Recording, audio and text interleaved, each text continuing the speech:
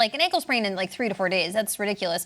Peter, what is Dable doing? He's trying to float it out there that he could be back. Yeah, prepare for both of us. Yeah, prepare for Breida, prepare for Gary Brightwell, prepare for our guy Saquon Barkley. Why? What's the win for him telling and explaining? He's out. We don't have him. He's got an ankle sprain. Nothing wrong with the injury report. Well, even if he's on one leg, it's still going to be an uphill battle for the Giants. They have to go to San Francisco, and whether or not they have the services of Saquon Barkley remains to be seen.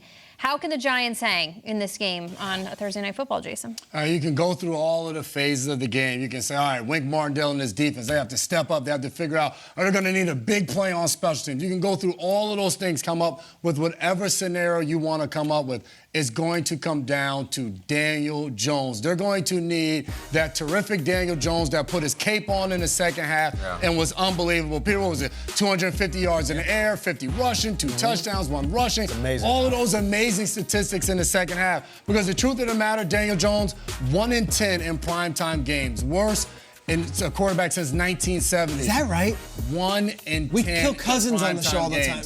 1 in 10? Yes, 1 in 10. So you look at the fact that if Saquon's not able to go, you go and you look at Daniel Jones' numbers. With Saquon, without. With him, 46 touchdowns, 20 interceptions. Without, 16 touchdowns, 17 interceptions. So there's no Saquon Barkley out there. This is a totally different team. There's a totally different offense. And if the past tells us, it's been a totally different quarterback. So the Giants, you can look at all over the roster. You can look at the coaching staff, any and everything you want to look at. Daniel Jones is going to have to be unbelievable for them to be able to play in this game. And that's no knock to them. The 49ers are that good. It's a short week, and you've lost probably your best offensive weapon out there. They have other guys that need to step up, but I'm looking directly at Daniel Jones to say, all right, if they're going to be afloat, he's going to be out there. He's going to be balling, earning every cent that he's got this offseason. It was a hell of a half. My gosh. It was great. Carry it over. It was great. I don't know if they can lose if he plays like that. Yeah. But speaking of I don't know if they can lose, I'm looking at the other quarterback, Brock Purdy. I'm becoming incredulous about Brock Purdy. Like, are you a human being? What's going on here? You know, we cover the game. We root for a lot of players who don't work out, and they try hard and they watch film. Like, Brock Purdy's just kind of punking the sport of football. He's thrown 2 interceptions as a starter. 2. I was looking and I'm like, has he had a bad game? They still won, but he had a bad game. Not really. Week 17 against the Raiders, he threw an interception, but no fumbles, 284 yards. The divisional against the Cowboys, didn't throw a touchdown, but he didn't have any turnovers. Like, we're at this point now where it's like, do you bleed if you're cut, Brock Purdy? Like, do you even sweat?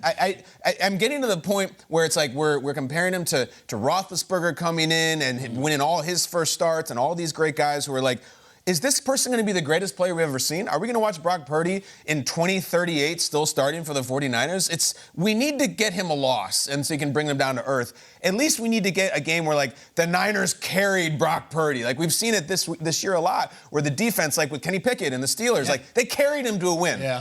There hasn't even really been games where, like, man, Brock Purdy was shaky, but thank God they had Bosa and Warner. He's not shaky, and at this point, I don't think he's ever going to be. He has to bleed, Peter. I'm watching this game against the Rams, and he hangs in the pocket so long where you're like, get rid of it. And he always releases it at the right time. This is supposed to be the hardest game and the hardest position. He's so good, and he's competent. And I'm almost triggered and insulted that he's making it this easy. It is. You're embarrassing the game, Brock. I don't like it. I don't appreciate it. I think he's embarrassing 31 other teams that evaluated him. Oh, no, 32 of them. Yeah, Niners passed on him 7 times. That's true. It's just that you can't do that. I want to bite it. You can't make it look that easy. I'm looking at the question. It's like, how do the Giants hang? Like, this is a tall task. Short week. No Saquon, most likely.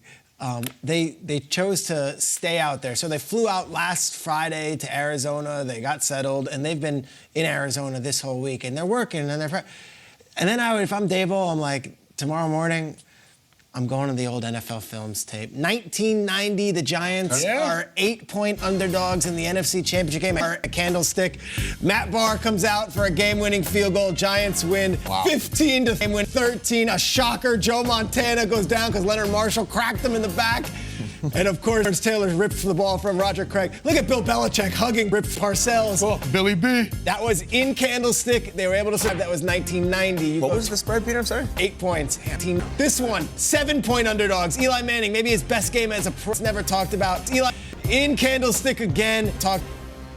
Manning was hit 11 times in this game. He was just fully covered in mud. Lawrence Tynes on the field. There's Steve Weatherford, our guy. Do you know he Victor worked out? Cruz. The Giants in the mud going candlestick, and they shock the Niners again. No one's picking the Giants tomorrow. 10.5-point underdogs. 10.5-point underdogs? 10.5. Jeez. No one thinks they can do it. Their best player is probably not playing. History has have some examples of the Giants going into San Francisco and spoiling the party. Okay. I would lean on that and just give the chance that, hey, there is a reason to believe here. We've done it before in these uniforms. But did those teams have 1.5 games where they couldn't score a point straight? No, they were in the NFC Championship. Right, exactly. I know. I feel great about that. Spoil it, Jamie. I'm I like sorry. that you did that. Take him down. I'm sorry, but that one half of Daniel Jones football. Well, those that's teams were great. playing for Super Bowls. I mean, Right, that's great. But like, we still were all texting at halftime of that Giants game on Sunday. Like, what is happening to them? I am uncomfortable. This is not pretty. True.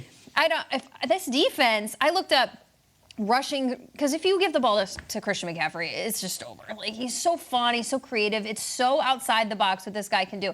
The Giants have had 5 rushing touchdowns scored on them already this season. There's like 9 or 10 teams that haven't allowed 1 yet. They've already allowed 5.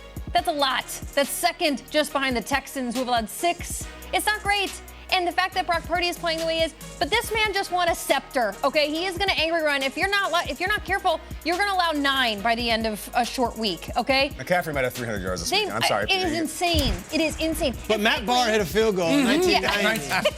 I like But that. the footage is Belichick. grainy. Very The reason. footage There's is a fake punt. grainy, He and was it's up there. beautiful. And he went to Mount Laurel and he pulled that film from the rafters baby. himself, and he said, "Play it on Good Morning Really? Football." Those giant things. Yeah. Temperature controlled. Click, and he rolled it back. It's great. I love it. And I said, watched roll the some tape back on 1.5 of the first games. It was not pretty. I watched some 1985 Giants film with Bill Belichick. Defense, this is how we need to play. Brings it out. Before a game, we're watching yeah? 1980. We're watching Lawrence Taylor coming off the whole 9. So Dable's got that in his pocket. He has it. All right.